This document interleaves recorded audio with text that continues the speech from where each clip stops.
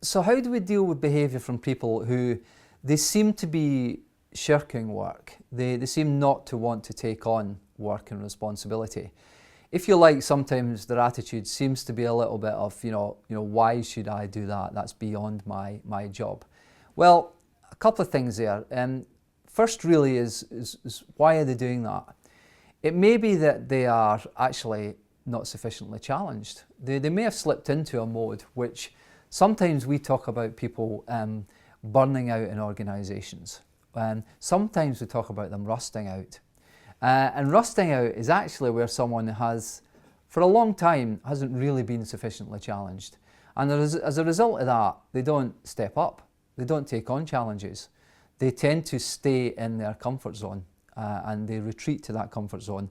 And anything that comes along that might suggest to them, oh, that's outside my job description, that's outside my remit, the first reaction should be, well, I shouldn't take that on. That's not for me.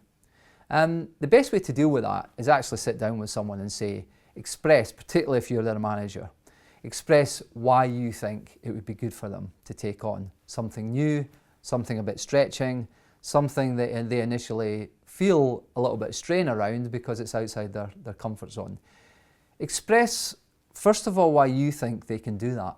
So be clear about what you see as their strengths. That can help. Say, this is why I think you can do this. This is why I think it would be good for you to try and do so.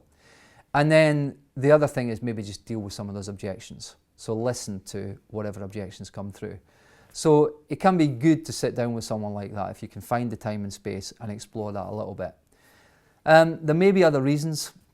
It may be that they've been promoted to a new position, a new level, and they are quite uncertain about their capability.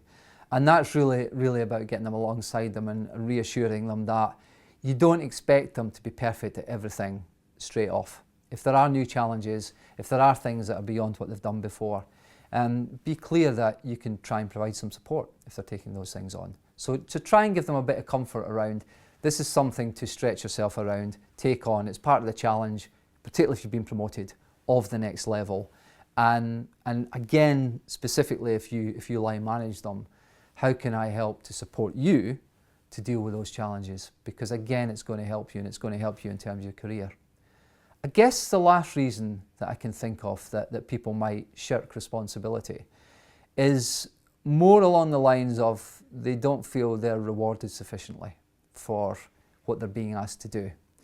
And really, to deal with that, you are going to have that conversation around why they feel like that. So ultimately, it's going to be along the lines of that individual saying, I don't feel I'm paid for that. I don't feel that I'm rewarded sufficiently to do that level of activity or that level of task. I feel that other people are. They may have a valid objection there, so you may need to explore it and see if there's any way that you can deal with that. Or it may be that actually they just don't have a positive understanding of what their role involves or what it could involve. So part of it could be quite clear about revisiting, but what is the job? What is the role? Particularly after a period of time, because we all come into new jobs and there's a job description initially.